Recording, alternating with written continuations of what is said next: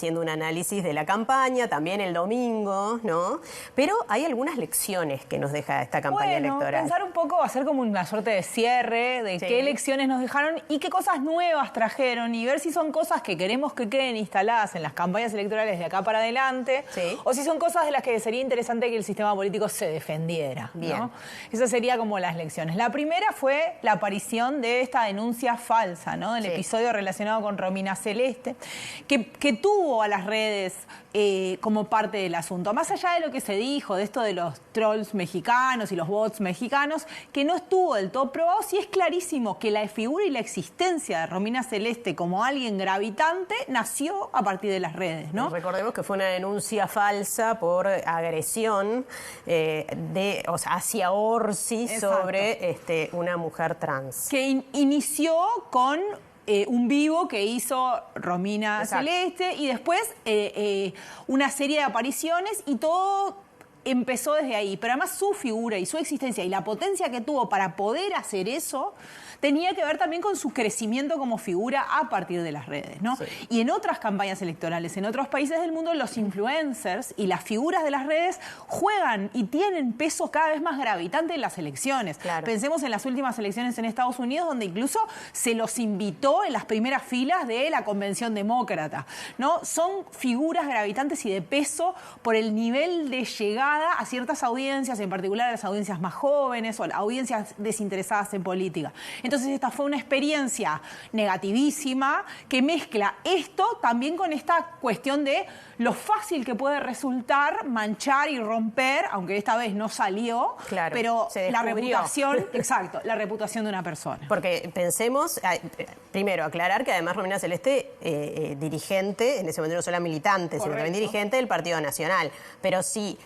Quizás no se hubiera aclarado nunca, hubiera quedado la duda en forma permanente, seguramente sobre Orsi. Es que de hecho parte de cómo estuvo armado el proceso tenía que ver con que fuera una fecha que implicaba que prescribiera y justamente quedaba del lado del supuesto acusado demostrar, porque si la causa se cerraba por prescripción iba a ser imposible demostrarlo y iba a quedar eso flotando en la campaña. Sí, bien. Bueno, y hay otras cosas, ¿no? Todo ha surgido fue por como primera vez otro tipo de cosas. Bueno, y después otras cosas que también pasaron, en algunos casos aparecieron un poco sugeridas en la campaña anterior, pero en esta terminaron como por consolidarse. Esta cuestión que es muy típica de las redes, de que no todo lo que parece es, ¿no? Y empezar a construir en las personas, en los ciudadanos, la idea de que a veces en las redes sociales las cosas parecen una cosa y en realidad son otra totalmente diferente. El episodio que tuvo que ver con el acto de cierre del Partido Colorado y esos supuestos 40.000 visualizaciones que el acto tuvo, que después, con el pasar de las horas, el propio YouTube redujo, y después la aparición de estos... A 3.000, ¿no? Exacto, sí, al principio fueron 3.500 y después subió porque estábamos todos tan interesados que al final lo miramos todos.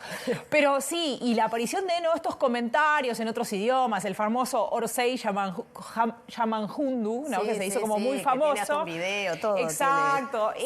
El uso de bots, ¿no? De cuentas automatizadas que no son personas para generar la idea de que ciertos fenómenos tienen un tamaño que no tienen. Y el cruce de acusaciones sobre de quién eran los bots, ¿no? Toda esta discusión que se metió mucho más de lleno en la campaña y que, de nuevo, en otras campañas electorales de otros países se ha transformado en, pensemos en Argentina, sin ir muy lejos, el uso de bots ha generado un ruido tan grande que realmente es muy difícil en una campaña electoral en Argentina saber qué está pasando de verdad y qué no.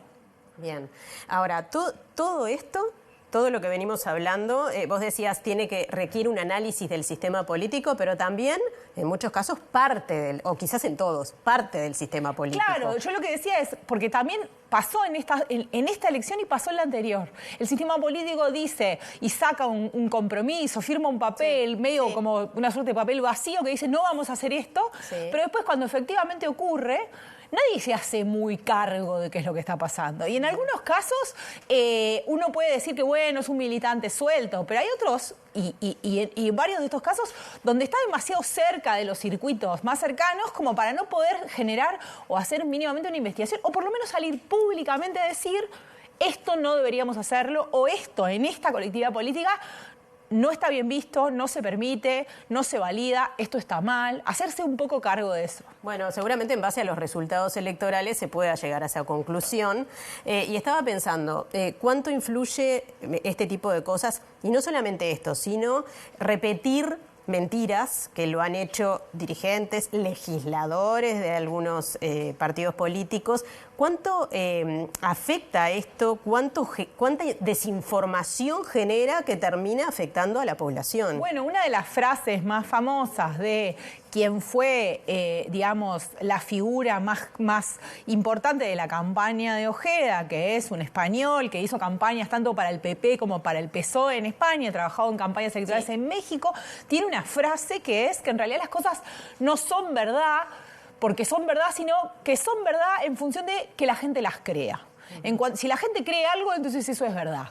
Entonces, hay algo de eso en algunas cosas que se hicieron. Sí, claro. Y ahí viene también la tercera lección, ¿no? Y esta cuestión de la desinformación. Y algunos políticos que, de nuevo, en sus propias colectividades no se les señala o no pagan o parecen no pagar, porque también es esto que tú decías de los votos, pero en principio parecían no pagar, o al menos no pagar muy caro, el costo de decir cosas que no son verdad. Pienso, por ejemplo, en el caso de la senadora Bianchi, que fue reelecta y va a ser senadora nuevamente.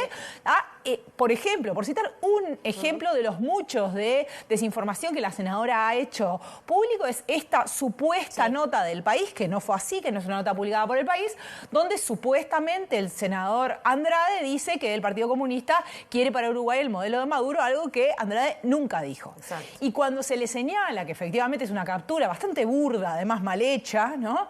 Y que no lo dijo, su respuesta es como muy significativa y es, yo ya sabía que era mentira, pero podía ser verdad, ¿no? Y esta cuestión de la posverdad, el plantearse que las cosas no son del todo verdad, pero pueden ser verdad, o que dentro del pensamiento de una persona yo puedo interpretar que podría haber dicho algo y lo interesante es debatir sobre eso.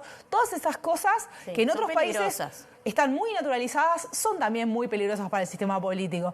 Y también, de nuevo, sería interesante que aprendamos de esta lección y que hacia adelante también señalemos que determinadas conductas del sistema político y de representantes muy claves y centrales en el sistema político no son las mejores. Muchas gracias, Ana Laura. Ojalá que aprendamos. Ojalá. Esperemos eso. Esperemos que sí. Hasta la semana que viene. Ya sigue Martín.